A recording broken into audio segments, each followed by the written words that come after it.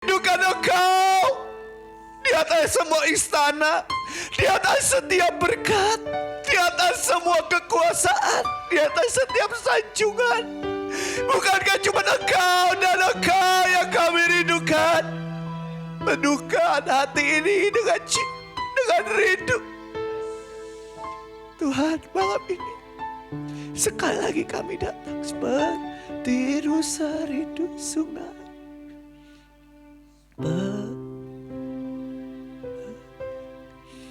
Sungai tiru sarindu, sungai jiwaku rindu Engkau. Kaulah Tuhan, Kaulah Tuhan hasrat hatiku. Jangan jadikan ini cuma sebuah nyanyian. Biarkan ini kerinduan dari hati sekali lagi. Seperti rusa. Yes, kerinduan dari hati. Seperti rusa rindu sungaimu jiwaku. Engkau yang membawa kami dari kemuliaan sampai kemuliaan. Kau, tapi di atas semuanya kami cuma mau Engkau. Di atas semua berkat-Mu kami mau wajah-Mu. Sekali lagi, seperti rusa, seperti rusa rindu Sungaimu jiwa.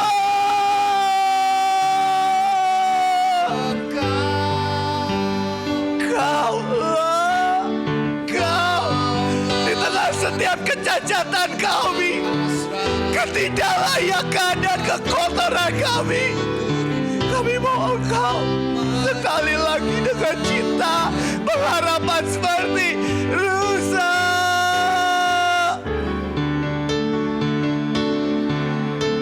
Seperti sungai rindu, dan yang paling kecil sampai paling dewasa. Tuhan, cuma Engkau. Ini momen-Mu, ini hari-Mu, ini persekutuan-Mu, ini waktu-Mu, ini mimbar-Mu, dan bukan hamba. Engkau kekuatan, Kau kekuatan dan perisai. kepada sampai surga terbuka, sampai langit terkoyak. Engkau kekuatan, Engkau kekuatan dan perisai. Bolehkah sekali saja dalam generasi kami melihat lawatan terdahsyat, Kaulah Tuhan hasrat. Kami melihat langit terkoyak, kami melihat surga menurunkan semua yang ilahi. Kami melihat bendungan Dia. Katakan Yesus. Yesus.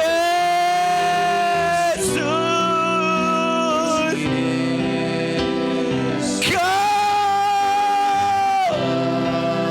Berarti bagiku.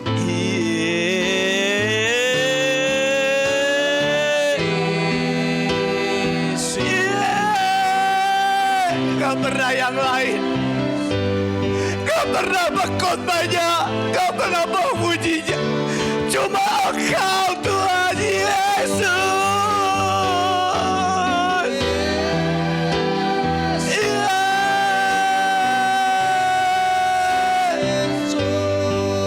Kau berarti bagiku.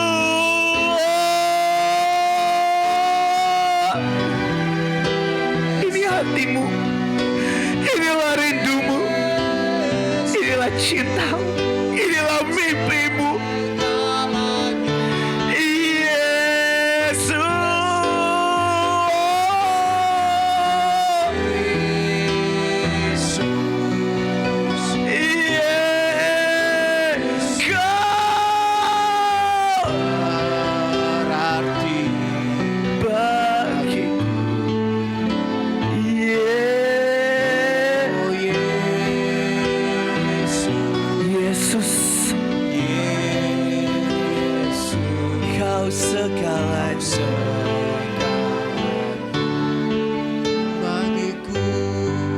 Biarkanlah ku menyembah walau tak dengan puisi yang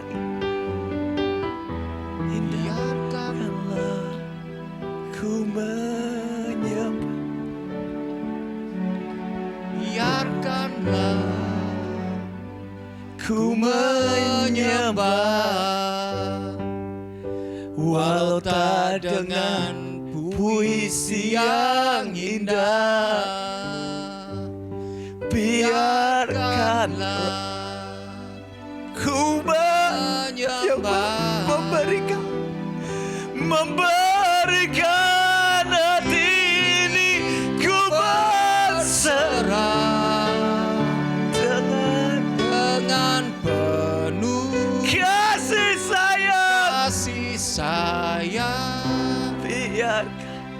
Biarkan Tuhan aku menyembah. Biarkanlah ku menyembah walau tak dengan puisi yang indah. Biarkanlah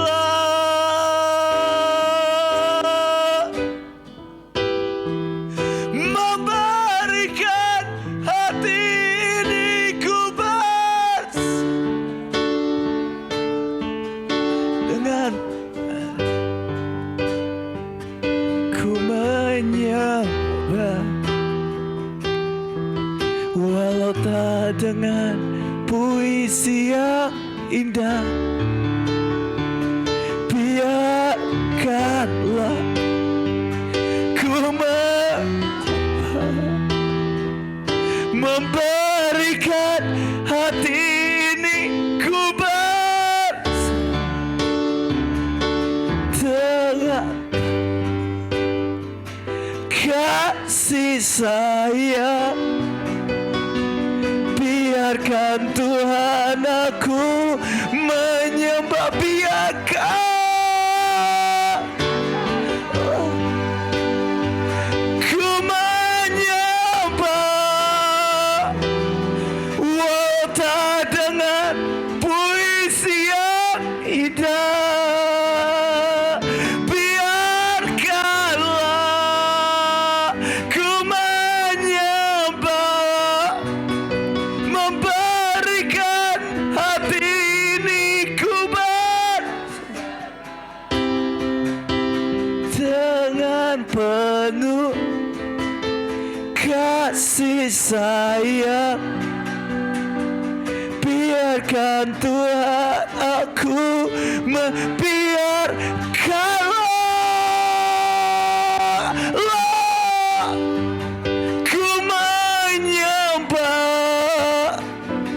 walau tak dengan puisi yang indah.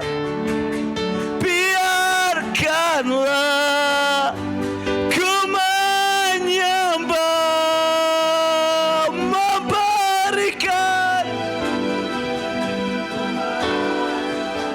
dengan kasih. Biarkanlah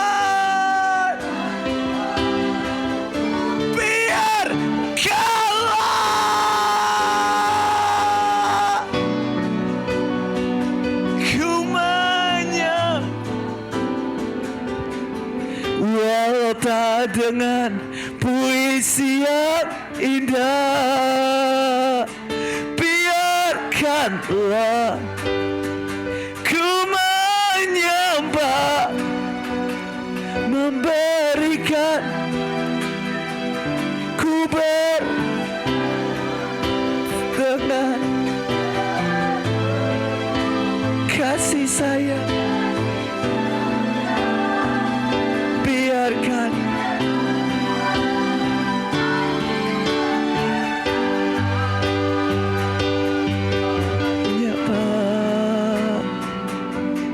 walau tak dengan ku berserah dengan penuh kasih sayang. Biarkan Tuhan dengan penuh kasih sayang, dengan penuh kasih sayang.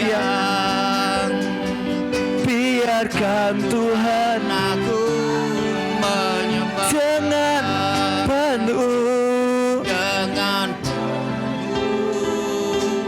kasih sayang. Biarkan Tuhan aku menyembah.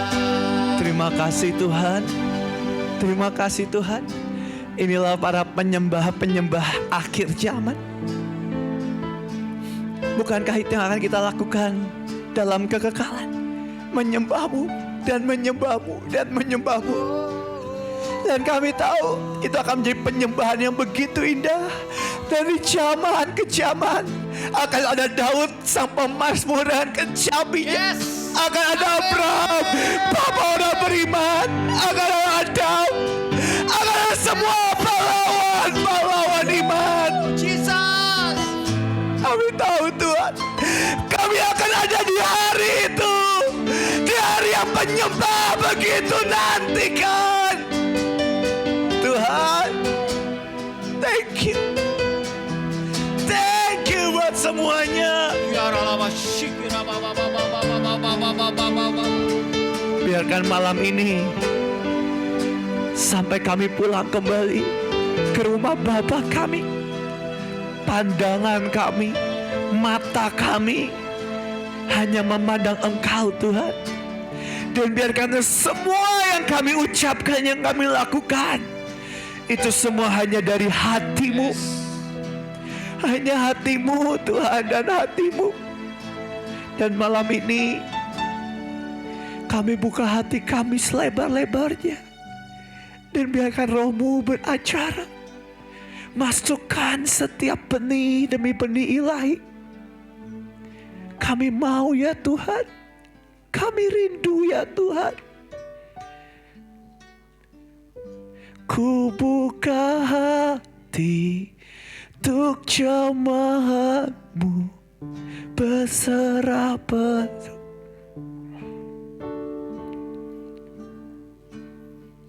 Buka hati untuk jemaat-Mu, berserah penuh di hadirat-Mu.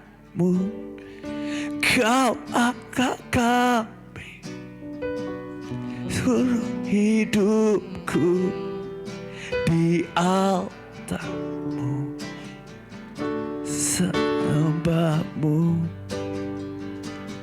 Buka hati untuk jemaat-Mu, berserah penuh.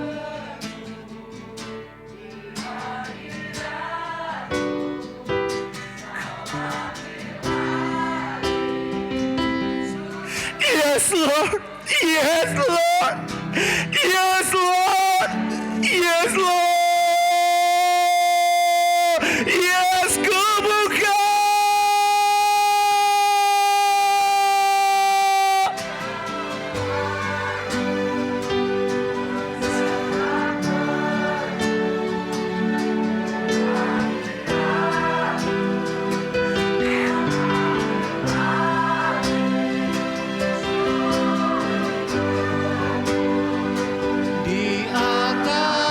Beracaralah Tuhan, pakai setiap anak-anak-Mu di tempat ini. Ku buka hati. Yeah.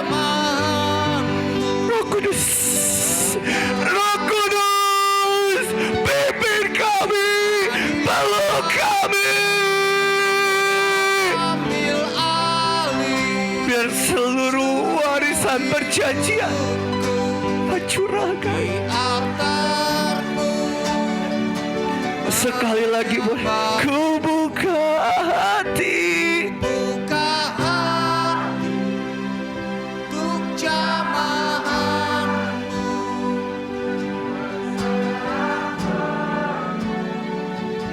Sesungguhnya hamba melihat anak Allah duduk di tahta. Kau ambil Langit terbuka.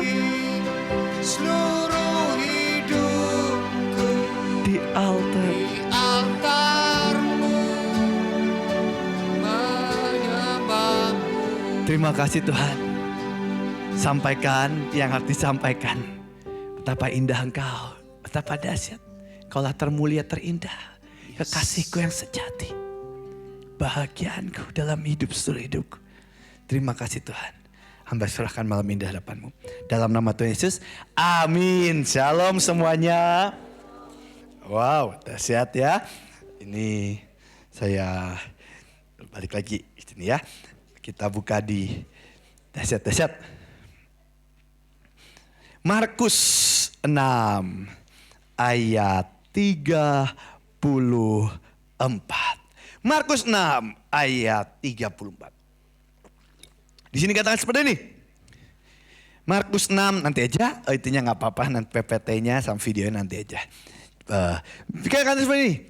Ketika Markus 6 ayat 34 dikatakan seperti ini.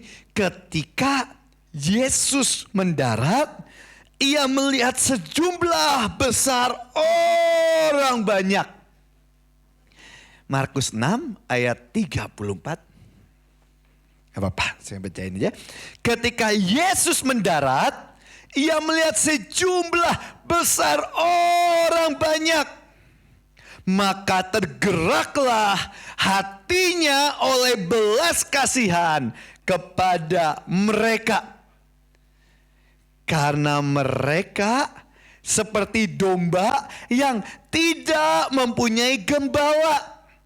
Lalu mulailah ia mengajarkan banyak hal kepada mereka. Dikatakan seperti ini, ketika Yesus mendarat, ia melihat jumlah besar orang banyak. Saudaraku, banyak orang Kristen tanpa sadar kita lupa mendarat. Yesus saja mendarat. Ada waktunya di mana kita terbang begitu dahsyat, terbang begitu kuat. Tapi ada waktunya di mana kita mendarat untuk menjangkau setiap jiwa demi jiwa. Menjangkau setiap jiwa demi jiwa. Kadang yang harus mendarat itu apa sih Bev? Yang harus mendarat adalah hati kita. Banyak dari kita bisa diangkat Tuhan sehebat-hebatnya. Pertanyaannya bukan seberapa tinggi kita diangkat Tuhan. Karena itu semua terserah Tuhan. Engkau bisa membangkitkan orang mati, boleh, boleh. Engkau membuat lawatan ribuan, puluhan ribu, ratusan miliar dan jutaan, semua boleh, boleh. Engkau berkhotbah dengan begitu dahsyat, memimpin pujian, menari semua dengan begitu dahsyat, boleh.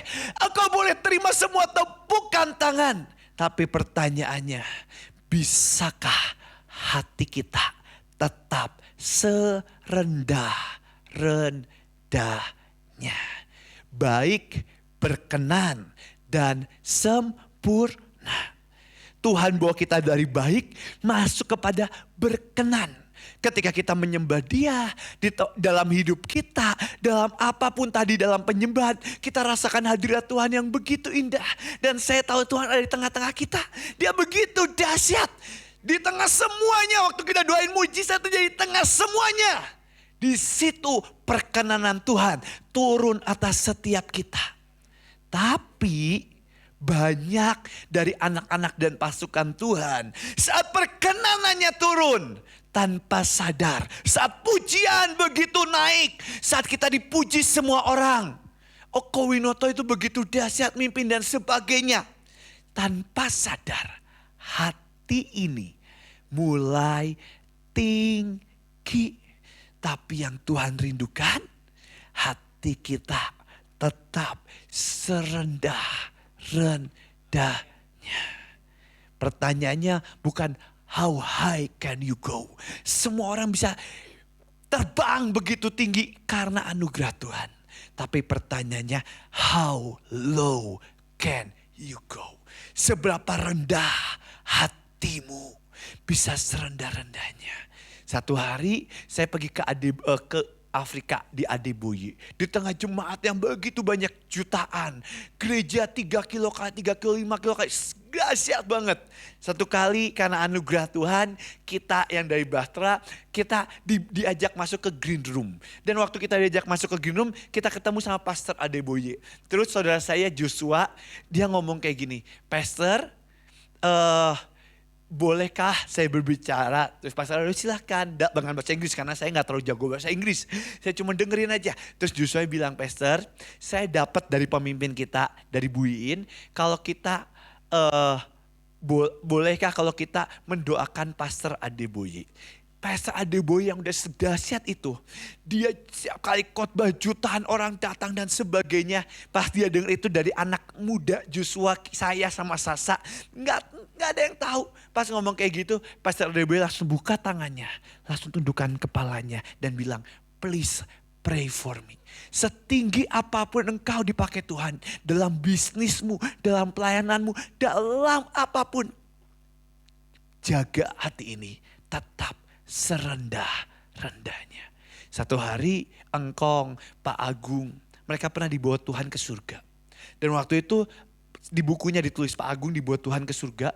Tiba-tiba Pak Agung ketemu jenderal-jenderal Tuhan. Ada Yosua, ada Abraham, dan ada Ayub dan sebagainya. Pas Pak Agung ketemu, Pak Agung lihat, wow ini jenderal Tuhan. Pas Pak Agung mau kasih penghormatan, tiba-tiba jenderal-jenderal Tuhan di surga itu, Yosua, Ayub, mereka langsung cepet-cepetan duluan kasih penghormatan serendah-rendahnya. Di surga, setinggi apapun jabatanmu, semakin tinggi kita dipakai Tuhan, semakin kita tahu artinya merendah. How low can you go?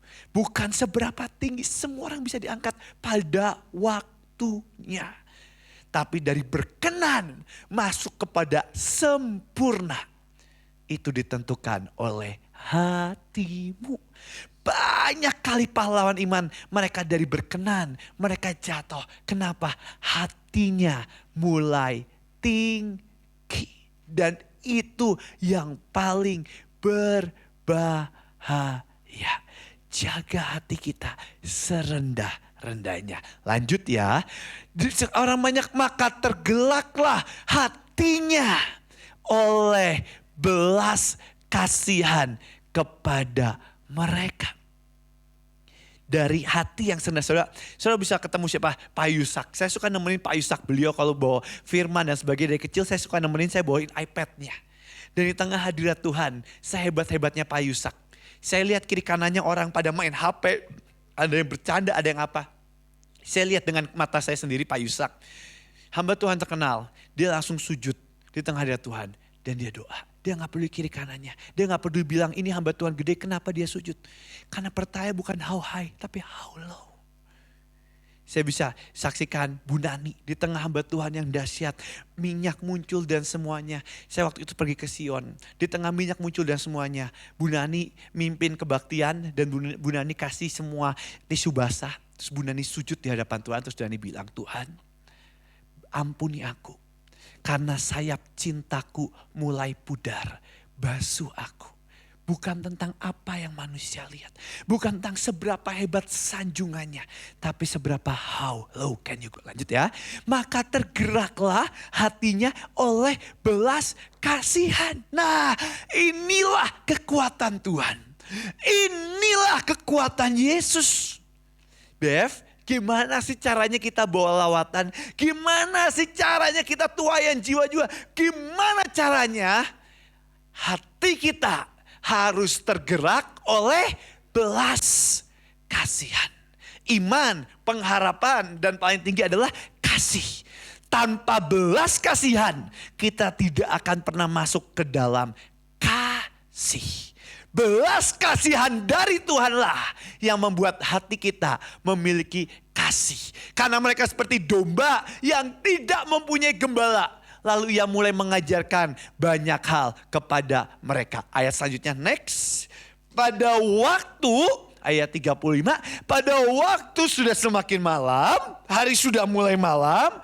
Datanglah murid-muridnya berkata kepadanya, tempat ini sunyi dan hari sudah mulai malam. Di saat malam hari, di saat hari sudah mulai malam, next ayat selanjutnya, murid-murid tempat ini sunyi. Udah gak ada tempat penginapan, tempat ini sunyi, kosong. Suruhlah, nah inilah sifat setiap kita. Dikatakan seperti ini, suruhlah mereka pergi supaya mereka dapat membeli makanan desa-desa dan di kampung-kampung di sekitar ini. Udah mau jiwa-jiwanya diusir. Murid-murid yang gak berani ngusir, yang suruh ngusir siapa? Yesus. Yesus dijadiin tameng, disuruh Tuhan Yesus guru usir mereka. Usir ini udah kemalaman, gak bisa nginep. Tapi sebenarnya bukan masalah nginep. Next selanjutnya, ayat 3. Tapi jawabnya, kamu harus memberi mereka makan. Nah, inilah jawaban Yesus. Kamu harus memberi mereka makan. Tapi inilah yang terjadi di pikiran setiap murid-murid. Jadi kata murid-murid kepada Yesus, haruskah kami membeli roti seharga 200 dinar untuk memberi mereka makan? Saudara, kemarin kita di Bandung, kita ngadain KKR. Ada ribuan jiwa datang ke gedung Glorious Hall. Mungkin Bapak juga pernah datang ke gedung Glorious Hall. Kita bikin KKR Youth. Dahsyat banget, ribuan orang datang, gedung sampai gak cukup. Wah, dari atas sampai bawah semua dipenuhi jiwa-jiwa. Dahsyat banget. Waktu pertama kali saya dibilangin Tuhan, Bev, bikin KKR. Yang lain pas saya dapat dari Tuhan bikin KKR. Semua semangat. Semua anak youth semangat. Yes, kita KKR lagi. Pas saya tanya, kenapa kamu semangat? Apa yang kamu lihat? Semua langsung lihat. Aku lihat kau dengan mata iman pertobatan. Aku lihat mujizat. Aku lihat lawatan. Tapi saudara tahu pemimpinnya. Yang saya dapat dari Tuhan. Apa yang saya lihat? Waktu dibilang Bev bikin KKR, saya bukan lihat pertobatan, saya bukan lihat jiwa-jiwa, saya bukan lihat tuayan, saya bukan lihat lawatan. Tapi saudara tahu apa yang saya lihat? Yang saya lihat pengeluarannya gede. Puluhan juta sampai ratusan juta. Kasih makan, ada yang butuh transport, ada yang apa, izin dan sebagainya. Puluhan sampai ratusan juta. Yang saya lihat bukan yang Tuhan lihat. Itulah konyolnya saya. Saya bilang diri saya pemimpin. Tapi yang lain semangat dia. Pemimpinnya lemes. Saya bisa kasih pembelaan. Karena yang lain kalau ditagih uang mintanya ke saya. Saya mintanya ke siapa? Ke Tuhan. Harusnya kalau yang lain kenapa gak takut? Karena yang lain bisa bilang, nanti ada Kobev, ada tagihan kok. Kobev, chat Kobev, ada tagihan, chat Kobev. Mereka bisa sangat percaya kalau Kobevis akan bayarin. Tapi masalahnya mereka punya iman. Masalahnya saya gak punya iman. Karena saya ragu-ragu kalau Tuhan bakal bayarin. Saya takutnya bukan Tuhan yang bayarin, tapi pakai rekening saya sendiri. Tapi seharusnya kalau saya sadar, bukankah rekening saya pun milik Tuhan. Tapi namanya manusia, kadang kita terikat dalam daging. Nah ini sama. Pikiran murid-murid juga sama. Tos sama murid-murid Yesus. Bukan saya sendiri aja ya. Ada murid-murid Yesus yang sama. Bukannya mereka berkata sama Tuhan sepakat. Tuhan yang udah bilang loh. Kasih mereka makan. Kasih mereka makan. Tuhan bilang ke murid-muridnya. Siapkan lawatan. Siapkan kegerakan. Siapkan jiwa-jiwa. Siapkan semuanya. Siapkan KKR. Yesus lagi KKR. Tapi udah Yesus ngomong gitu, murid-muridnya masih bilang, Tuhan rotinya harganya 200 dinar. Mereka gak mikirin yang lain, yang mereka langsung pikir namanya ujung-ujungnya UUD, ujung-ujungnya duit. Nah tanpa sadar saya pun kayak gitu. Buat saya pun sama kok. Saya tuh jujur udah berapa lama gak bikin KKR. Kenapa? Satu alasannya COVID. Nah, udahlah COVID kan. Pas disuruh Tuhan bikin KKR saya udah punya alasan banyak. Tapi itulah hebatnya Tuhan. Saya tuh bilang, Tuhan mungkin aku gak sanggup. Mungkin aku gak punya uang. Mungkin uangku gak cukup. Even mungkin KKR gini bisa kacau. Tapi saya selalu bilang, Tuhan tapi Bevis mau. Kunci sama Tuhan di awal adalah mau. Mau dulu aja. Bev, tapi kalau aku gak punya gimana? Aku melangkah gimana? Mau dulu aja. Ikut sama Tuhan mau aja dulu. Belajar mau. Akhirnya next ayatnya 30. Tapi ia berkata kepada mereka, berapa banyak roti? Cobalah periksa. Dan 5 roti dan 2 ikan. Dan semua mujizat terjadi. Tapi ini yang terjadi. Mujizat terjadi, lawatan terjadi. Tapi tanpa sadar hati pelayan yang di dalamnya pun belum diubahkan. Sampai gimana caranya hati itu bisa diubahkan, Bev? Sampai ini yang terjadi. Kita buka di Yohanes 20 ayat 25. Maka kata murid-murid yang lain, kami telah melihat Tuhan. Tetapi Thomas berkata kepadanya, sebelum aku melihat bekas paku pada tangannya, dan sebelum aku mencucukkan jariku ke dalam bekas paku itu, dan mencucukkan tanganku ke dalam lambungnya, sekali-kali aku tidak akan percaya. Thomas udah ngomong kayak gitu 8 hari kemudian. Hati-hati, makanya setiap ucapan tuh Yesus catat. 8 hari kemudian ayat 26, murid Yesus berada kembali di rumah itu dan Thomas bersama-sama dengan mereka. Sementara itu pintu terkunci, Yesus datang dan ia berdiri tengah-tengah mereka dan berkata, damai sejahtera bagi kamu. Kemudian ia berkata kepada Thomas, taruhlah jarimu di sini dan lihatlah tanganku. Ulurkanlah tanganmu dan cucukkanlah ke dalam lambungku. Dan jangan engkau tidak percaya lagi, melainkan percayalah. Thomas menjawab dia, ya Tuhanku dan Allahku. Kata Yesus kepadanya, karena engkau telah melihat aku, maka engkau percaya. Berbahagia mereka yang tidak melihat, namun percaya. Pertanyaannya, apakah akhirnya Thomas masukin jarinya ke dalam lambung Yesus? Tidak atau ya? Gak ada yang tahu. Alkitab tidak menulis lagi. Mungkin masukin, mungkin enggak. Tapi yang saya tahu, walaupun dia masukin, dia gak akan sambil cengengesan dan bercanda. Hehehe, aku masukin kan. Dia akan dengan air mata dia masukin. Tapi sebenarnya apa yang Tuhan mau bilang dalam terjemahan aslinya? Tuhan mau bilang gini. Saat kita bersentuhan dengan luka dalam tubuh Kristus. Saat kita dijamah Tuhan dan Tuhan memeluk kita, tanpa sadar kita bersentuhan dengan tangannya yang berlubang. Tanpa sadar kita sedang memeluk tubuhnya yang terkena cambukan demi cambukan. Tanpa sadar kepala yang kena mahkota dulu itu darahnya menyentuh kita. Makanya waktu kita berjamuan, inilah tubuhku dan darahku.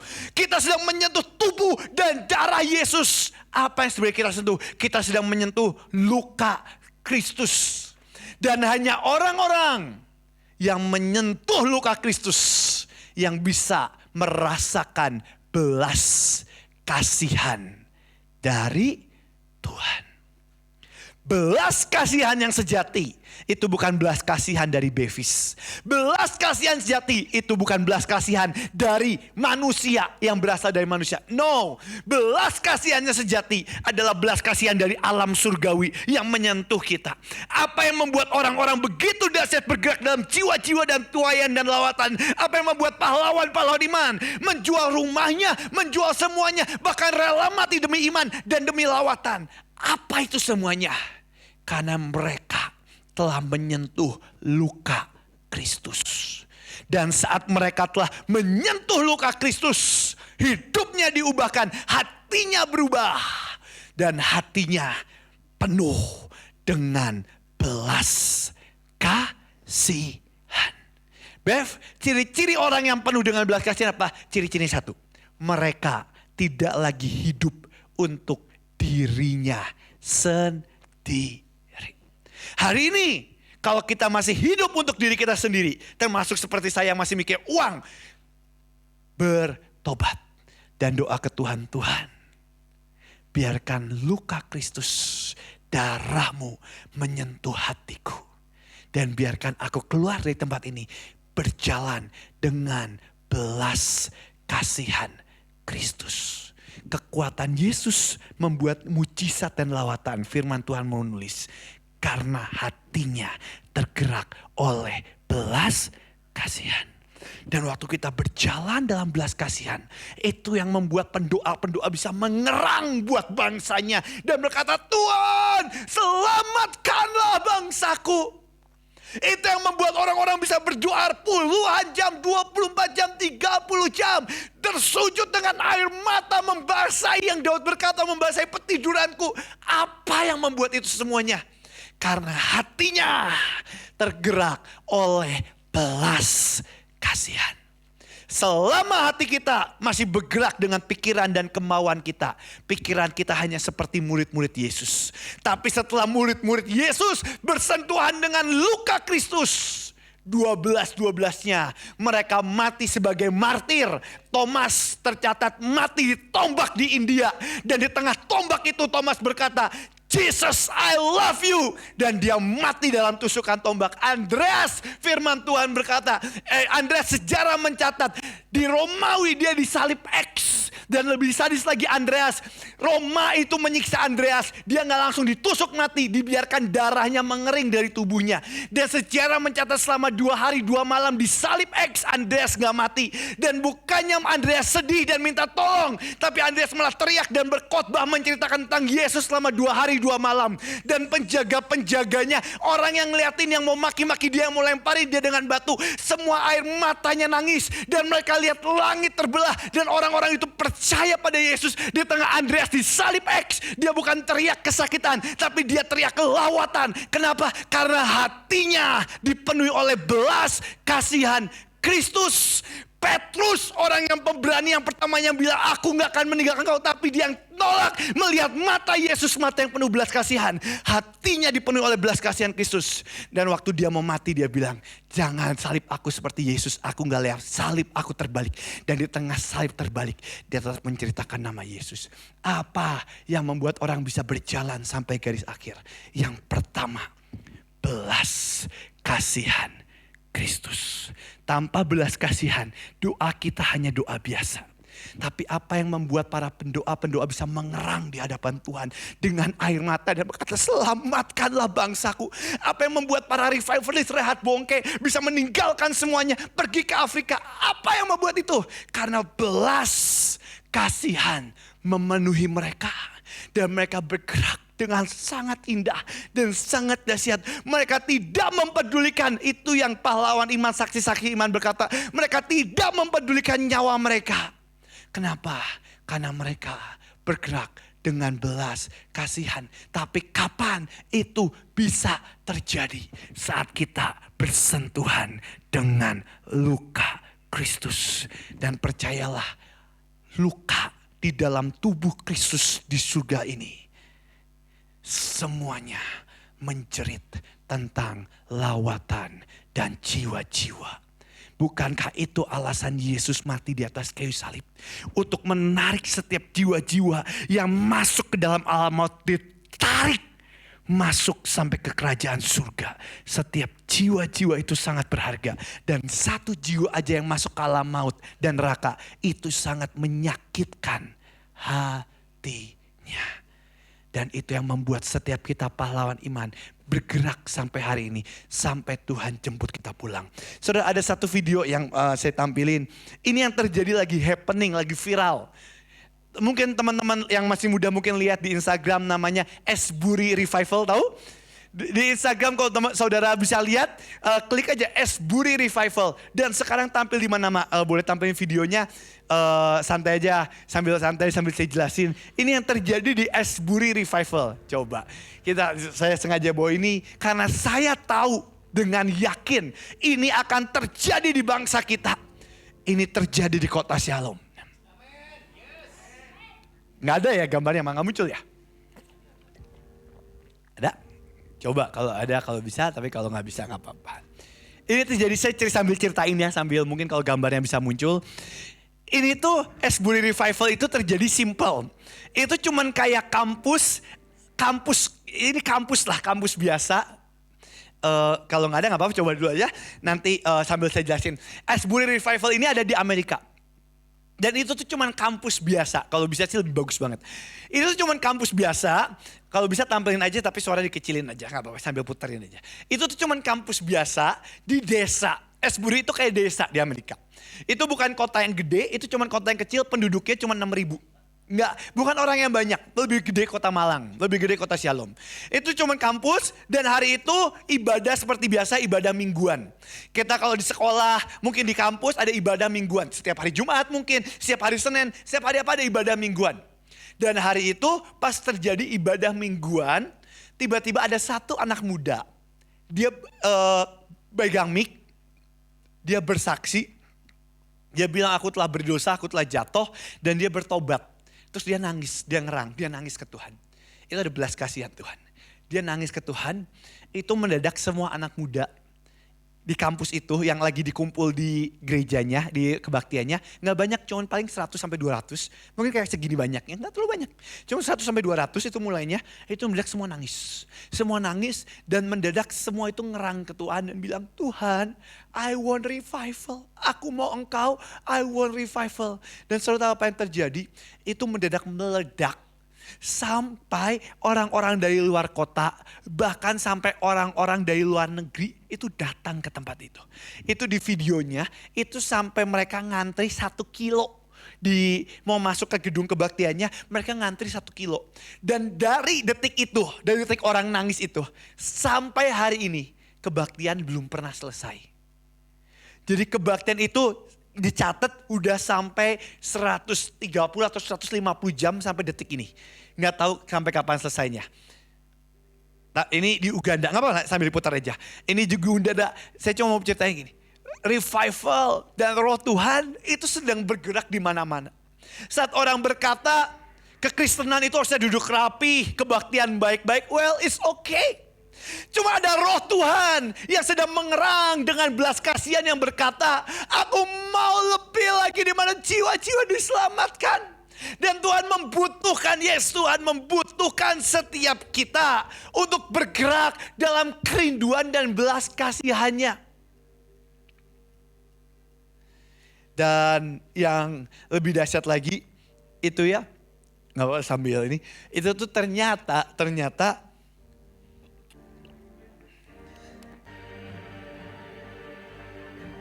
bisa? Oh nggak ada gambar error ya?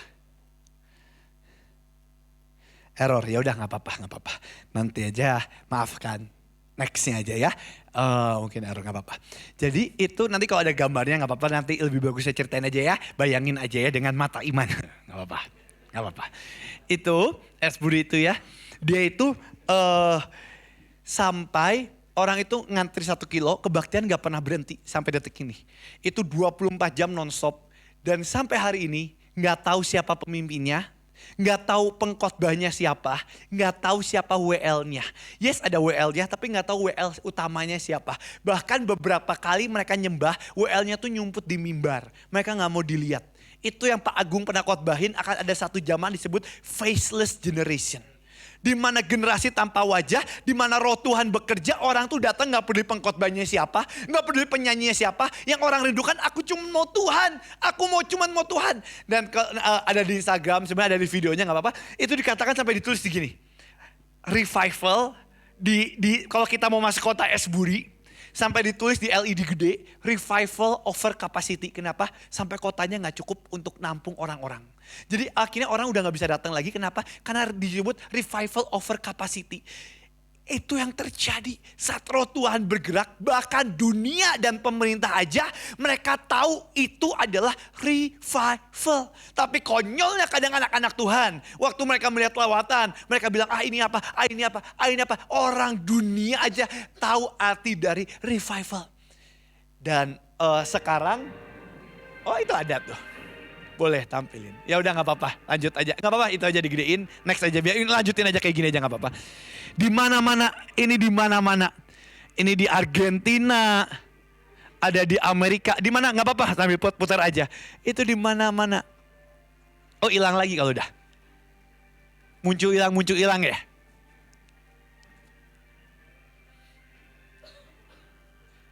Coba di next, sambil cepetin kalau ada muncul gambarnya lebih bagus. Gak ada ya gambarnya ya.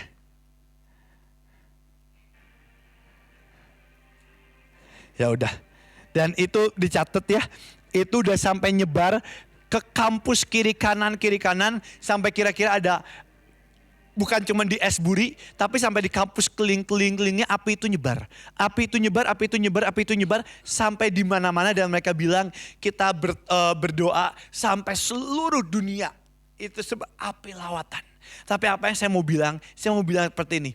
Tuhan itu lagi bergerak begitu dahsyat. Tapi firman-Nya berkata, Tuhan itu bukan kita yang menunggu. Saya buka ayatnya ya. Ada di, bentar, saya mau buka ayatnya. Ada di 1 Petrus. Gak apa-apa, udah gak usah. Ini gak apa-apa. Ini itu mereka itu waktu ternyata di tahun 1970 itu pernah terjadi di tempat yang sama. Revival ini foto-foto di tahun 1970, bukan yang sekarang. Dan itu api itu nyebar. Tapi seiring berkembangnya zaman, tiba-tiba api itu berhenti. Dan mulai di tahun ini api itu muncul lagi. Dan orang-orang dari ujung-ujung semua datang, semua tersungkur di altar Tuhan. Ini yang di 1970, tadi yang foto yang foto sekarang tuh. Sampai 4.196 kampus udah terjadi lawatan kayak gitu tuh. Revival over capacity. Sampai satu kota itu ditutup kira-kira lawatan. Itu orang sampai ngantri, sampai orang tidur di mobil. Nggak ada pengkhotbahnya, nggak tahu siapa. Penyanyinya nggak tahu siapa. Kadang tahu, kadang enggak. Tapi orang datang benar-benar cuma bilang, aku mau lawatan. Thank you, udah gak apa-apa. Aku mau lawatan. Saudara, mungkin buat beberapa mungkin tahu. Kau tahu siapa? Tahu. Kita dulu Bahtera, kita pernah ada di zaman itu. Dulu waktu di Sion, saya suka cerita waktu di Sion ya. Orang datang jam 2, jam 3 pagi. Sampai orang berdesak-desakan masuk waktu di Holy Stadion. Di Sion itu sampai pintu kacanya pecah. Karena orang berdesak-desak masuk. Apa sih itu? Roh Tuhan beracara. Dan kita pernah ada di zaman itu. Tapi tahukah yang Tuhan sediakan di zaman kita itu jauh lebih besar.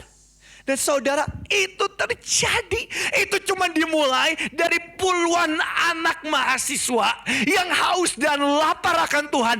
Cerit dengan belas kasihan, Tuhan berkata, Lord, I want revival. Dan hari itu lawatan terjadi. Pengkhotbahnya yang udah tua bilang kayak gini. Dia tunjukin foto yang tadi, itu pernah terjadi tahun 1970. Dan lawatan terjadi. Cuman seiring zaman demi zaman, lawatan itu tertutup.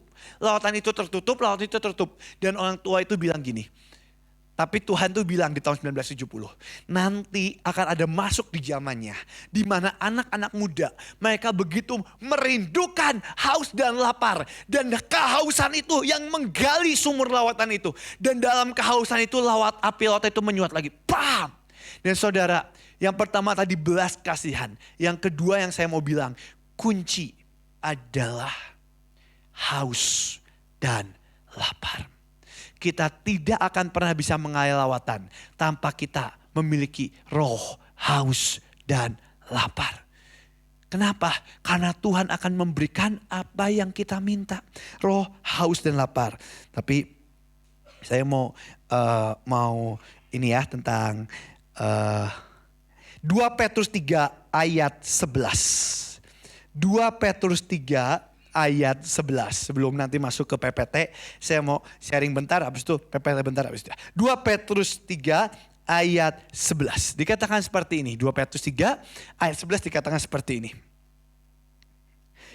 2 Petrus 3 dikatakan seperti ini. Jadi jika segala sesuatu ini akan hancur secara demikian, satu hari semuanya akan hancur. Bumi ini akan hancur. Firman Tuhan dan Alkitab udah bilang, betapa suci dan salehnya kita harus hidup. Next ayat 12-nya dikatakan seperti ini. Yaitu kamu, siapa? Saudara dan saya yang apa? Menantikan. Kita sedang menantikan kedatangan Tuhan. Kita bilang, Maranatha, datanglah ya Rajaku. Pengangkatan, sangkakala terakhir. Tapi firman Tuhan berkata, menantikan dan apa? Mempercepat. Waktu orang nanya, kapan Tuhan datang? Tergantung engkau, saya, dan semua pasukan Tuhan. Maukah mereka bergandeng tangan, menjerit dalam belas kasihan Tuhan, meminta lawatan Tuhan. Dan firman Tuhan di Wahyu dikatakan saat jumlahnya genap. Jumlah genapnya berapa? Nggak tahu. Tapi saat jumlahnya genap, di situ Tuhan akan menjemput setiap kita di awan-awan. Hari itu Jedidayah Tam datang ke Bu Iin, Pak Yusak sama Pak Agung. Jedidayah Tam, nabi besar, terus dia bilang gini ke Bu Iin sama ke Pak Yusak dan Pak Agung. Saya tuh dapat dari Tuhan. Kalau nanti sebelum Tuhan datang akan terjadi lawatan besar-besaran. Dan Jedidayah Tam jelas-jelas bilang ke Pak Agung sama Pak Yusak. Tapi itu tidak akan terjadi di zamanmu. Itu akan terjadi di generasi di bawahmu. Dan benar, Pak Yusak dan Pak Agung hari ini sudah diangkat Tuhan. Dan benar, lawatan itu sedang bergerak di Amerika. Tadi saya tunjukin video sebenarnya di Afrika, di Argentina. Dimanapun lawatan itu sedang bergerak. Dan saya percaya lawatan itu akan datang dan bergerak di Indonesia. Dan saudara tahu, yang saya mau bilang saudara, saat lawatan itu datang, jangan biarkan kita hanya menonton di ujung. Tapi biarkan kita dengan badan, tubuh, jiwa dan roh kita menjadi penggelar karpet merah. Menjadi menyambut Tuhan datang. Bahkan saya berdoa engkau jadi penggerak lawatan Tuhan atas kota Shalom. Saya berdoa, saya tuh bahkan berdoa ya. Dari tempat ini ada kehausan, kelaparan yang bergerak dengan belas kasihan. Dan bahkan saya berdoa sampai tempat ini tuh kebaktian gak bisa selesai. Berjam-jam orang datang menyembah Tuhan, gak peduli yang khotbah siapapun, gak peduli yang nyanyi siapapun, mau kacau kayak tadi lebih kacau lagi. Tapi yang saya tahu, saat hati kita haus dan lapar, itu menarik roh Allah beracara. Tapi itu pertama dimulai dari belas kasihan. Yang kedua haus dan lapar. Kalau hati kita itu beku, Bev gimana caranya bertobat dan datang ke Tuhan? Sampai kapan? Sampai kita dijamah. Dan sampai hati kita penuh belas kasihan. Yang kedua, haus dan lapar. Haus dan lapar itu apa sih? Musuh haus dan lapar itu adalah kekenyangan dengan dunia. Kadang kenapa sih Tuhan kasih masalah? Kenapa Tuhan kasih masalah? Karena di dalam masalah yang paling berat, justru disitulah kita nangis dan jerit ke Tuhan. Tapi kadang di saat berkat itu begitu melimpah, percayalah doa kita gak akan seserius waktu kita ngadepin masalah. Kenapa? Karena jiwa kita udah penuh. Tapi waktu kita ada masalah, kita datang ke Tuhan dengan sepenuh hati. Sebenarnya kenapa sih Tuhan kasih masalah? Karena Tuhan mau hati kita itu haus dan lapar datang ke Tuhan. Datang ke Tuhan. Dan ini yang begitu penting yang sebenarnya Tuhan mau ada di tempat ini. Dan ini yang Wahyu 11 ayat 1. Ini yang Tuhan begitu penting sebenarnya. Yang Tuhan mau ada di tempat ini. Wahyu 11 ayat 1. Dikatakan seperti ini. Kemudian diberikanlah kepadaku sebatang buluh. Seperti tongkat pengukur rupanya. Dengan kata-kata berikut. Nah ini nih penting banget. Bangunlah dan ukurlah bait suci Allah. Siapa bait suci Allah? Kita. Oke lah orang mau bilang Bev bait suci Allah. Mungkin itu yang dilihatnya Yohanes bait suci beneran. Oke, terserah saudara mau lihat apa. Tapi dibilang dan mesbah, dan belum saya sampai situ. Dan mereka yang beribadah di dalamnya. Saudaraku, tongkat pengukur Tuhan sedang mengukur setiap kita, termasuk saya. Ini mesbah dan bukanlah panggung. Waktu hidup kita mesbah, waktu kita beribadah dalamnya, kita diukur. Tapi next ayat 2-nya, tapi firman Tuhan bilang seperti ini. Ini yang harus terjadi di kota Shalom. Ini terjadi. Tetapi kecualikan apa? Pelataran. Saudara, waktu kita datang di hadapan Tuhan, yes, pertama kita percaya Yesus, kita memulai dari pelataran. Di pelataran itu ada mesbah korban bakaran, tapi ada satu lagi itu kolam pembasuhan. Nah, banyak orang Kristen waktu mereka mulai percaya Tuhan, hidup mereka itu on off. Waktu mereka lagi on, mereka keren banget. Tapi waktu mereka off, seakan mereka jauh banget dari Tuhan. Mereka hidup dalam dosa dan sebagainya. Nanti bertobat lagi, masuk lagi. Itu apa sih? Waktu mereka bertobat, mereka mulai dibasuh. Tapi firman Tuhan bilang, boleh tadi ayatnya, tetapi kecualikanlah pelataran bait suci. Ada pelataran, ada ruang kudus, sama ada ruang maha kudus. Di ruang maha kudus itu ada tabut. Dan isinya cuma kemuliaan Tuhan dan tabut. Nah, kenapa sih pelataran sama di luar dikecualikan? Kenapa pelataran sama di luar dikecualikan? Karena ia telah diberikan kepada bangsa-bangsa lain, pembinasa keji, antikris dan sebagainya. Dan mereka antikris, pembinasa keji dan sebagainya akan menginjak kota-kota suci 42 bulan lamanya. Akan terjadi masa antikris yang begitu mengerikan. 3 tahun masa kesengsaraan. Orang yang ada di ruang kudus dan ruang maha kudus, mereka akan diluputkan. Tapi orang yang ada di pelataran, apalagi di luar dari bait Allah, firman Tuhan berkata kecualikan.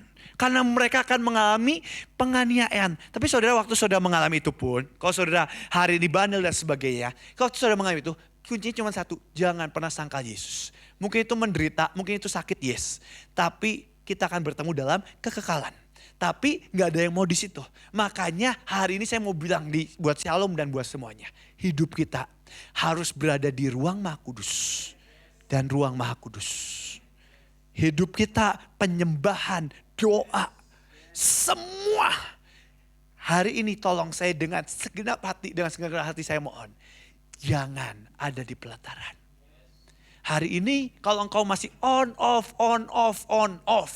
Hari ini oleh karena anugerah Tuhan. Saya mau bilang dan saya minta bertobat. Dan balik dengan kesungguhan hati. Masuk ke kolam pembasuhan. Dibasuh sekali lagi. Tebus masuk ke ruang kudus. Dan karena pengharapan dan tangan Tuhan. Dia membawa kita masuk ke dalam ruang maha kudus. Tapi itu dimulai dari mana? Dari hati. Itu dimulai dari hati. Habis ini boleh buka slide yang sebenarnya saya siapin in his presence. Tapi saya bahas dikit, habis itu kita doa. Tapi saya mau ngomong serius sekali lagi. Kita ini bukan cuma menantikan. Tapi kita ini mempercepat kedatangan Tuhan. Kedatangan Tuhan itu kita itu mempercepat. Kita ada di bagian. Ada yang bagian besar, ada yang bagian kecil, tergantung kita. Tergantung Tuhan. Tapi bukan cuma itu doang. Tuhan mau kita bukan cuma di pelataran. Apalagi di luar. Tuhan mau kita masuk ke dalam ruang kudus. Dan Tuhan mau kita ada di ruang maha kudus. Itulah kerinduan Tuhan. Hari ini. Besok boleh nggak? Nggak boleh. Hari ini. Kalau engkau tahu engkau masih ada di pelataran. Yuk datang ke Tuhan. Datang dengan segala kerendahan hati. Datang dengan 2 yang tadi. Belas kasihan dan haus dan lapar. Belas kasihan dan haus dan lapar. Belas kasihan dan haus. Kalau engkau masih tahu engkau di pelataran, apalagi engkau di luar. Bev, hidupku kacau dan sebagainya. Aku masih di luar. Jatuh bangun dan sebagainya. Balik. Next. Ini kita mulai masuk ke slide. Saya gak akan lama. Udah jam segini ya. Tapi cepat. Lanjut ya. In his presence. Di dalam hadirat Tuhan. Nah, ini sebenarnya saya mau bahas. Tadi saya tunjukin video Esburi dan sebagainya. Ini Dahsyat banget, itulah kerinduan hati Tuhan. Next slide. Tetapi orang-orang yang menanti-nantikan Tuhan mendapat kekuatan baru. Mereka sumpah raja wali yang naik terbang. Mereka berlari dan tidak menjadi, mereka berjalan dan tidak menjadi gila. Pengharapan tidak akan mengecewakan. Belajar menanti-nantikan Tuhan dalam kehausan, dalam kelaparan, dan dalam belas kasihan Tuhan. Bev, aku doa gak ngerasain apapun. I don't care. Nantikan dengan kehausan dan kelaparan dari Tuhan. Karena Tuhan sebenarnya itu bukan tentang apa yang kita rasa. Firman Tuhan bukan rasa hadirat Tuhan. Tapi firman Tuhan berkata, kenal Tuhan. Aku kenal akan dia. Mengenal itu bukan cuma kita merasakan. Yes, kita menikmati. Tapi Tuhan mau lebih dalam, bukan cuma merasakan tapi mengenal dia. Dalam kehausan dan dalam kelaparan. Tapi itu dimulai dari mana? Hati yang menantikan Tuhan. Fokus ke Tuhan. Hari ini nanti waktu kita doa, saya minta dengan sangat pikiran kita jangan kemana-mana. Banyak orang yang stay duduk di sini pikirannya kemana. Abis ini aku makan apa ya? Katanya ada sate kambing enak kemarin makan. Habis ini apa ya? Tahan dulu. Gak lama. Paling juga 5 menit 10 menit selesai. Tolong dengan sangat hati ini fokus ke Tuhan. Itu aja. Fokus ke Tuhan. Menantikan itu fokus dengan sangat. Next. Ayat selanjutnya. Dan ini ya. Saudara. Kalau saudara mau belajar, gimana? Gini, kunci dari kita KKR, kunci dari kebaktian, kunci dari pengkhotbah, kuncinya cuma satu. Membiarkan atau membuka jalan bagi Tuhan. Supaya Tuhan beracara begitu dahsyat. Kuncinya cuma itu. Pak Agung suka bilang gini, pelayan, baik jemaat siapapun, kita ini seperti pipa saluran air. Dan Tuhan itu yang mengalirkan airnya.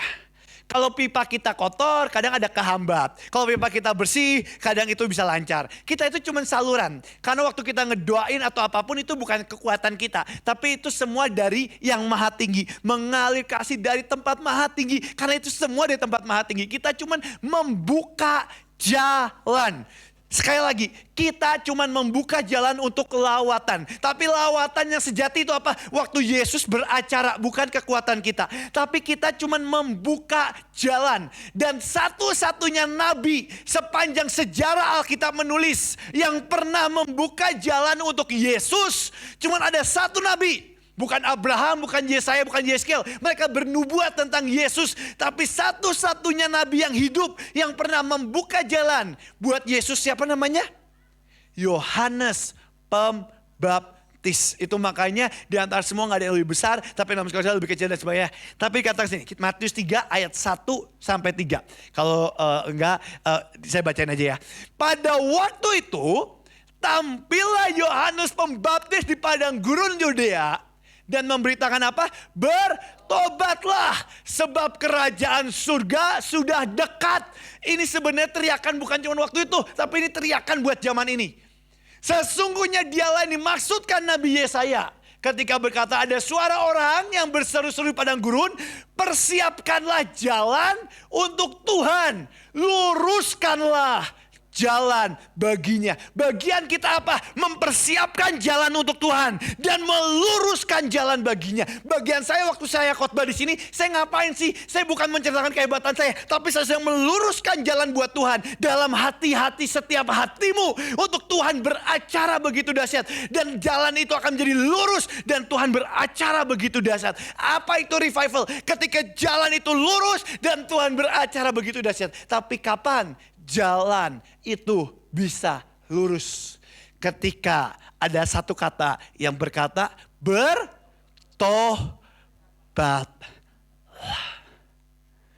Ketika ada pertobatan, itu akan menarik Tuhan begitu dahsyat. Yang pertama tadi belas kasihan, yang kedua haus dan lapar, dan yang ketiga dengan satu kata pertobatan. Bev, gimana caranya kita bisa buat orang-orang bertobat? Pertanyaannya bukan gimana caranya bisa membuat orang-orang bertobat. Pertanyaannya, gimana kita buat hati kita bertobat? Saudaraku, pertobatan itu bukan cuma sekali. Pertobatan itu hari demi hari. Hal yang paling menjijikan buat Tuhan, ketika orang udah berdiri dengan dahsyat, dia membawa orang-orang bertobat, tapi dia sendiri tidak bertobat. Engkau bilang mereka adalah calo-calo surga. Jangan ada di sini yang menjadi calo-calo surga. Saudara, kenapa saya bilang ini? Karena engkau adalah pembawa-pembawa lawatan. Aku gak peduli engkau kerja apa, engkau di bidang apa. Tapi yang saya tahu engkau adalah pembawa-pembawa lawatan. Dan untuk pembawa lawatan, kuncinya tiga tadi. Belas kasihan, haus dan lapar. Dan yang terakhir, hati yang selalu bertobat. Benny Hinn pernah bilang, istrinya pernah bilang gini, Benny Hinn, aku lihat hamba Tuhan ini jatuh. Aku lihat hamba Tuhan ini jatuh. Aku lihat hamba Tuhan ini jatuh. Aku lihat hamba Tuhan ini jatuh. Terus saya bilang, apa yang membuat kamu gak sama seperti mereka? Benny Hinn bilang, selama engkau melihat kakiku, lututku menyentuh lantai. Dan kau lihat air mataku tetap menetes. Tuhan tetap akan membawa aku dan tidak akan pernah jatuh. Tapi apa yang membuat orang mulai jatuh? Ketika hatinya tidak mau bertobat. Bukankah itu kejatuhan Lucifer yang di Wahyu dikatakan, it's a Lucifer fall. Dia boleh menyembah dengan kecapi di tahta yang begitu indah. Tahta Yesus hadapan muka dengan muka. Tapi ketika hatinya tidak mau lagi bertobat. Hatinya tidak lagi mau bertobat. Dia tidak bisa lagi menyembah Tuhan. Dan ketika dia tidak menyembah Tuhan, di situ dia mulai ingin disembah. Makanya firman Tuhan kepada jemaat di Efesus dikatakan, bertobatlah. Balik kepada cinta mula-mula. Siapapun kita, termasuk saya, termasuk orang paling kudus di tempat ini. Engkau yang rajin puasa, rajin bertobat, saya mau bilang, bertobat. Gak peduli engkau seberapa hebat, seberapa diurapi. Kunci cuma satu, bertobatlah. Next slide. Ini diceritain lapar dan haus yang tadi lagi.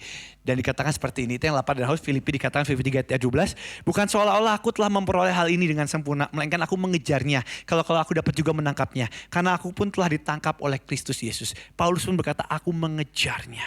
Dan sekalipun itu aku pun ditangkap oleh Kristus dalam pengejaran. Next slide, gak apa-apa. Itu nanti aja, next slide. Next slide. Nah ini yang bahaya, ini yang terakhir, habis itu kita doa ya. Ini yang bahaya, Matius 23 ayat 13. Celakalah, kenapa sih Tuhan benci banget sama, seakan-akan Tuhan tuh muak banget dengan ahli Taurat dan ahli Farisi. Kenapa sih? Mereka padahal baca firman Tuhan, yes, siang dan malam. Mereka berdoa, mereka berpuasa. Tapi apa yang seakan-akan Tuhan tuh kesel banget. Dan udah gak kuat banget dengan roh Farisi. Roh kefarisian. Apa yang membuat itu dikatakan, hai ahli Taurat, celakalah kamu orang-orang munafik. Sebab kamu menutup pintu-pintu kerajaan surga depan orang. Sebab kamu sendiri tidak masuk. Dan kamu merintangi mereka yang berusaha untuk masuk.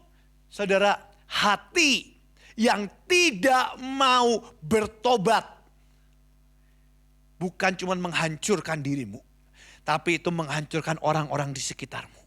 Saat orang-orang mau masuk ke hadapan Tuhan, orang yang hatinya tidak bertobat, tanpa sadar ada roh kefarisian yang Tuhan Yesus berkata, celakalah. Sampai Tuhan Yesus berkata, celakalah. Kenapa celaka? Karena kamu bukan cuman gak mau masuk ke kerajaan surga, tapi kamu menutup pintu kerajaan surga dengan menghakimi, menjudge, menjelekan, mengomongkan, dan sebagainya. Dan firman Tuhan berkata, celakalah. Hari ini 3 kunci yang sebenarnya saya cuma mau sampaikan. Belas kasihan, haus dan lapar. Dan yang terakhir, pertobatan. Boleh pemusik kita doa ya. Saudara, siapapun engkau,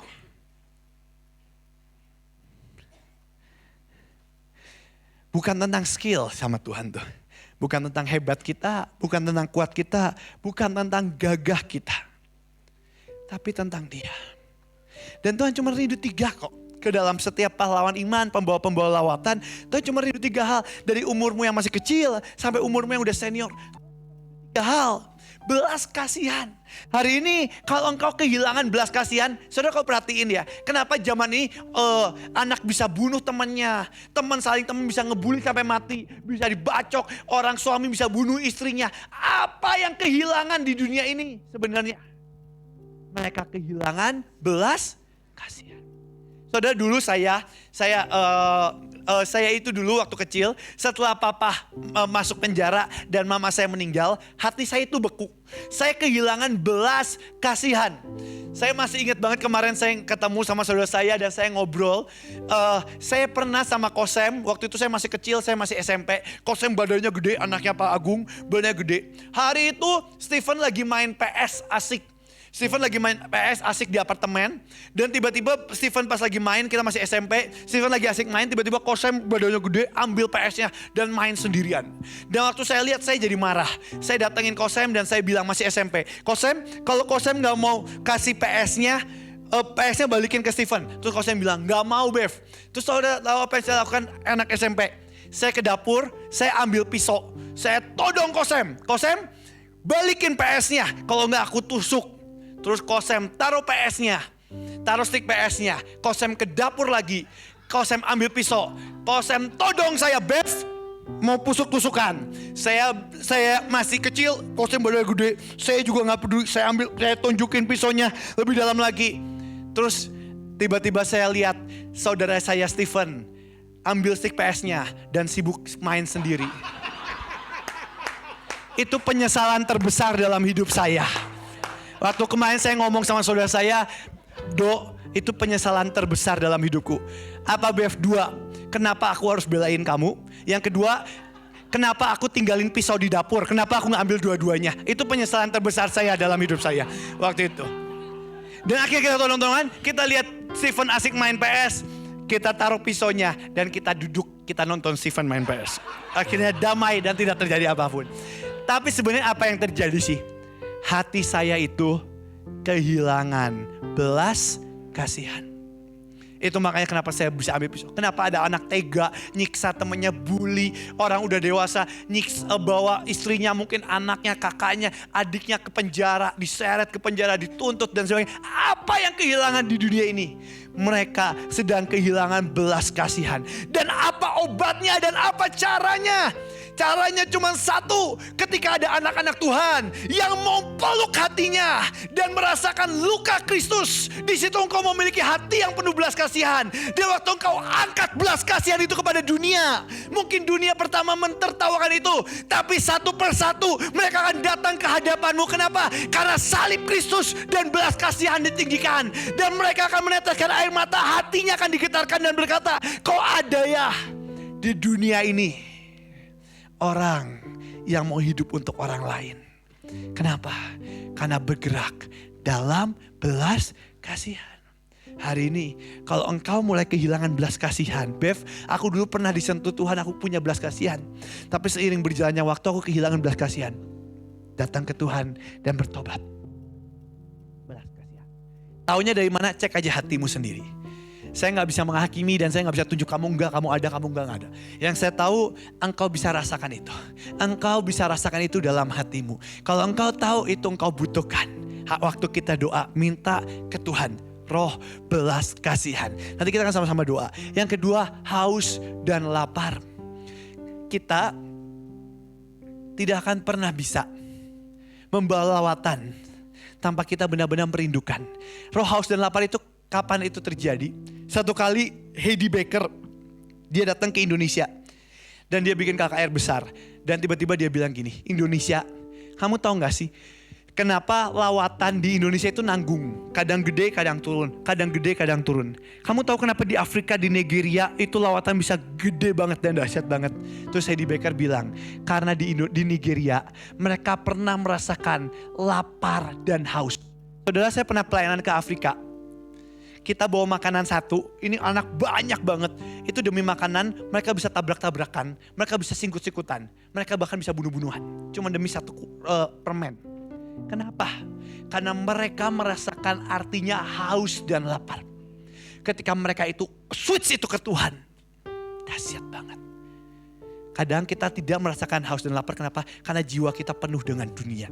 Kenapa Tuhan membuat masalah seakan-akan membawa kita dalam masalah sampai kita jerit ke Tuhan. Karena disitulah kita mulai mengaktifkan roh haus dan lapar. Dan yang terakhir, pertobatan. Lawatan penyembahan itu tidak pernah tentang skill. Penyembahan itu tentang hati yang bertobat di hadapan Tuhan. Sehebat apapun kau, sedahsyat apapun kau, seprofesional apapun kau. Soalnya kemarin saya pelayanan di Mahanaim. Saya ngisi seminar KKR, waktu itu udah kelas retret dan sebagainya. Dan hari itu ada satu orang Korea datang ke Mahanaim, diundang. Dia itu guru musik, guru vokal. Jadi beberapa artis, mereka K-pop dan sebagainya, itu diajar sama dia beberapa. Diajar guru vokal dan sebagainya. Diundang ke Mahanaim. Waktu itu saya lagi mimpin, saya lagi nyembah Tuhan, saya gak tahu lagu apa, saya lagi nyembah Tuhan.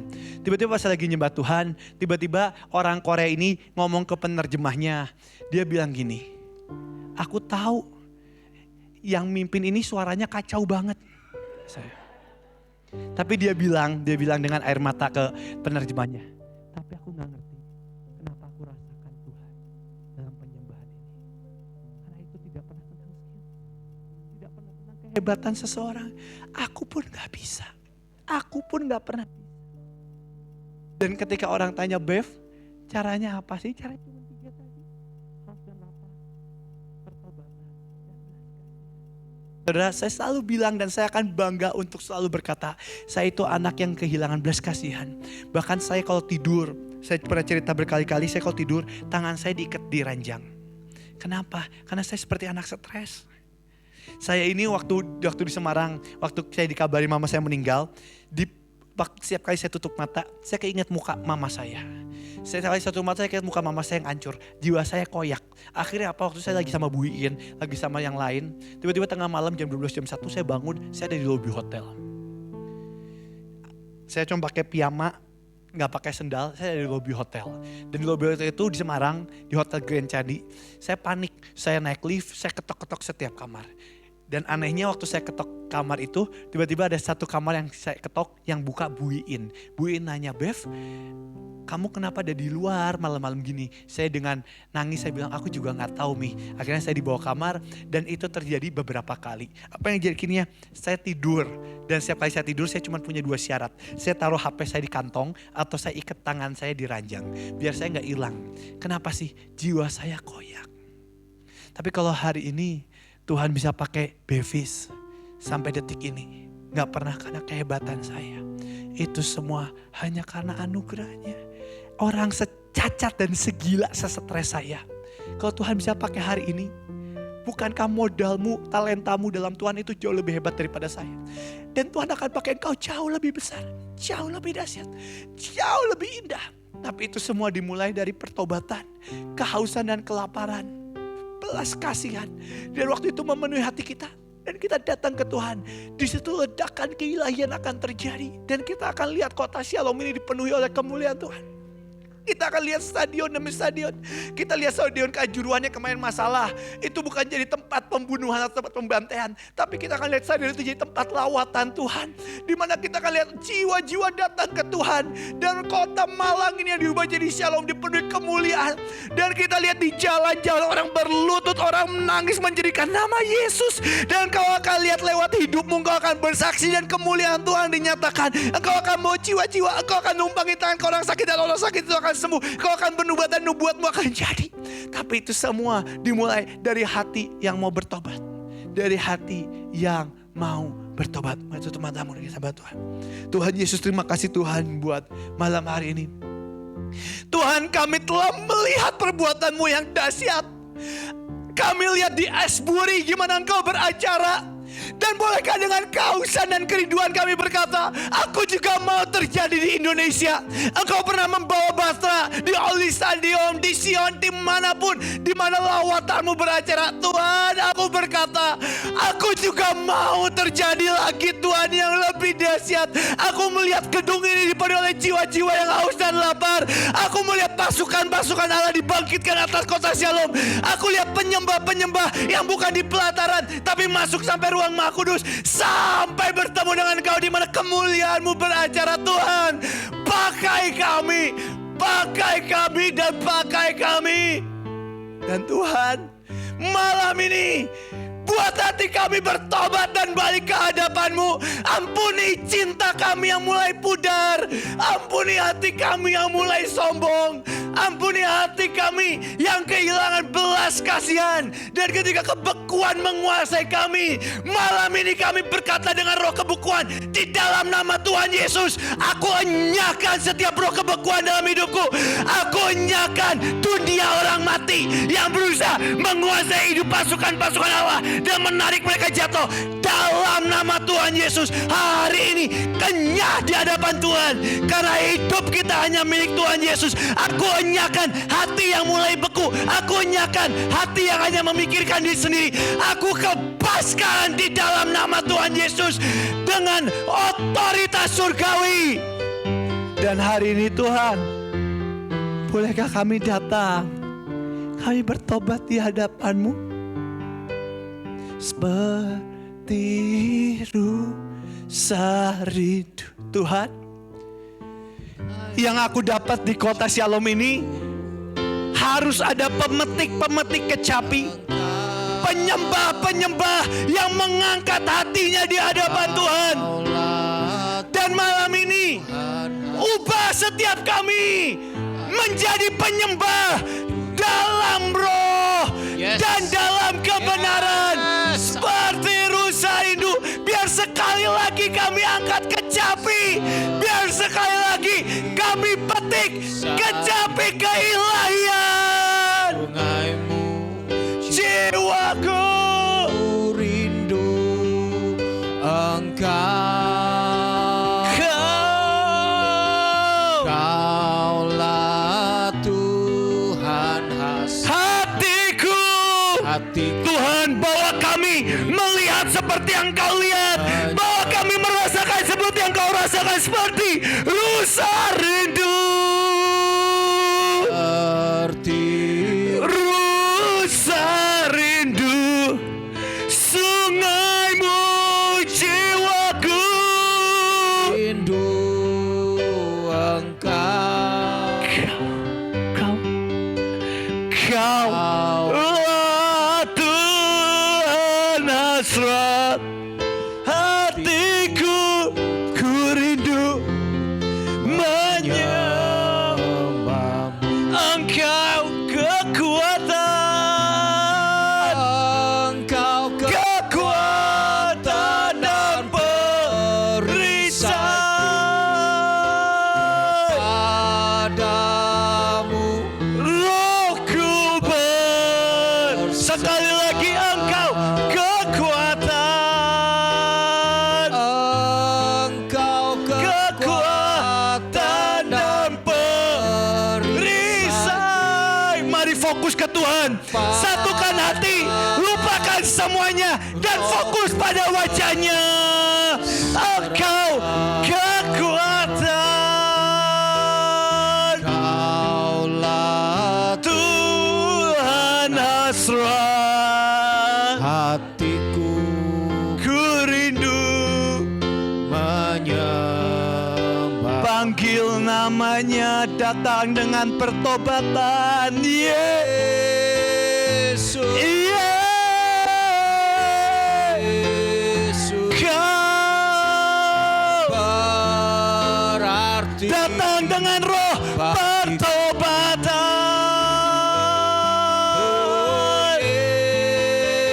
Gak peduli engkau pejina, gak peduli engkau pemarah, gak peduli engkau paling hina.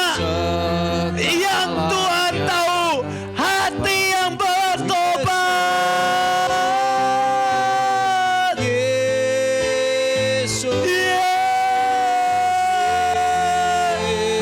Kau berarti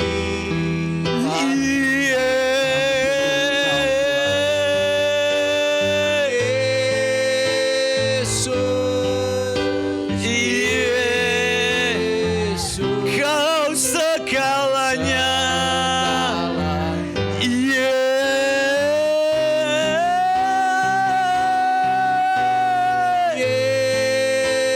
Yesus, Yesus, Kau berarti bagiku.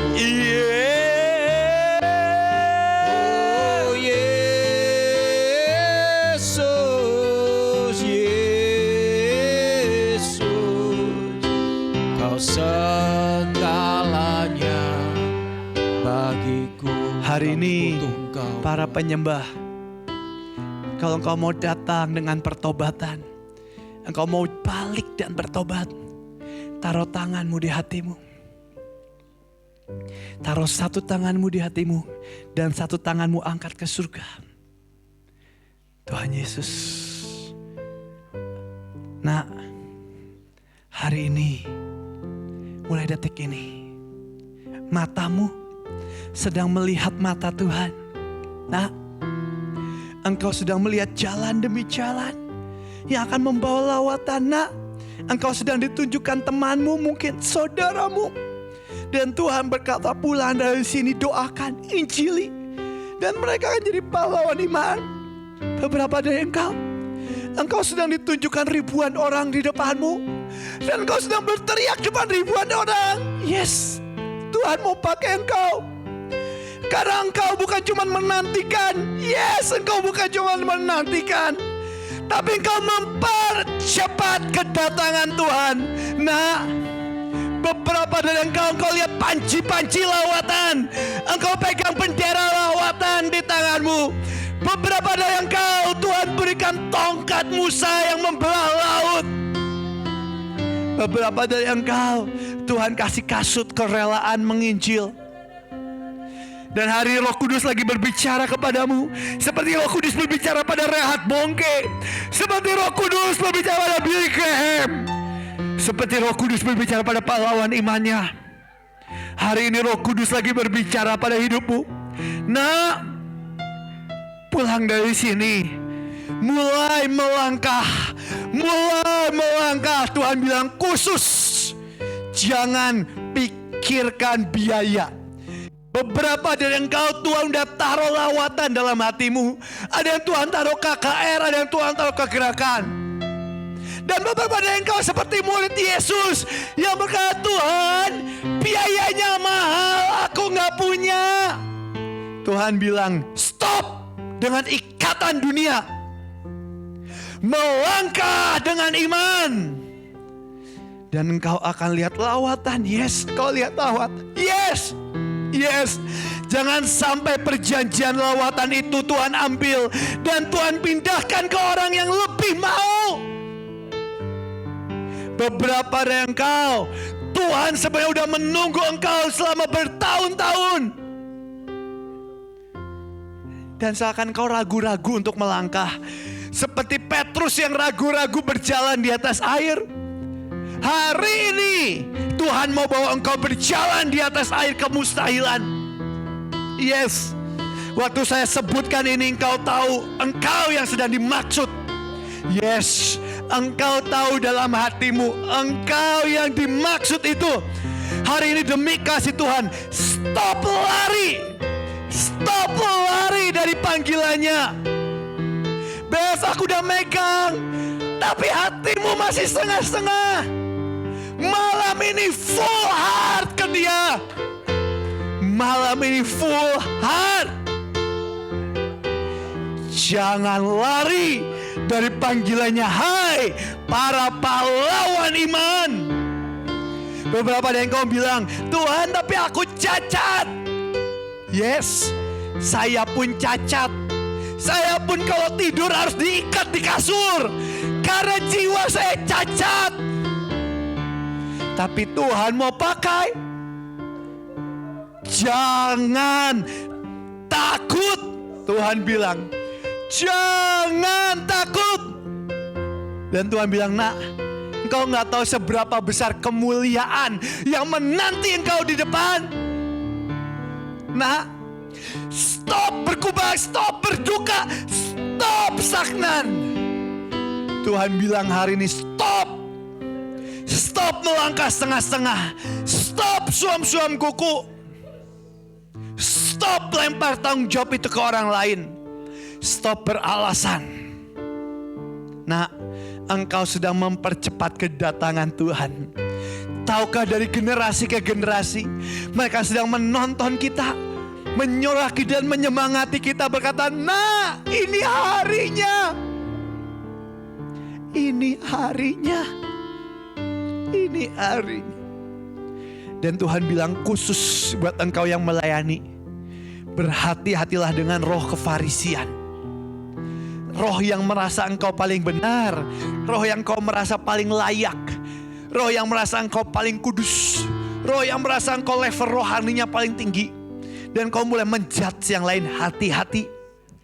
Satu hal yang Tuhan paling kesal dan tidak kuat dengan kefarisian adalah hati yang tidak mau bertobat.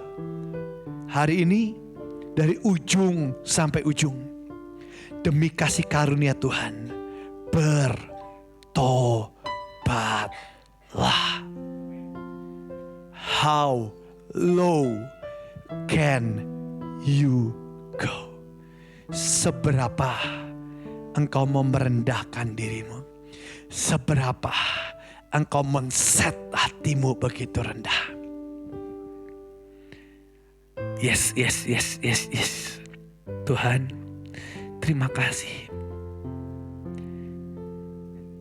Kiarata sekya kakakakakakakarata se. Kiarata sekya kakak. Nah, kalau engkau mulai takut saat engkau melangkah, engkau bahasa roh, bangkitkan roh. Kalau engkau mulai gentar, doa nantikan Tuhan. Kalau engkau waktu melangkah, engkau sudah mulai mengalami badai, nak jangan berhenti melangkah, nak. Gunakan otoritas itu yang Tuhan telah taruh, nak. Nak, kalau jiwamu bimbang, pikiranmu mulai bimbang, mulai katakan kepada pikiranmu, jangan takut. Jangan goyang. Karena engkau adalah pahlawan iman.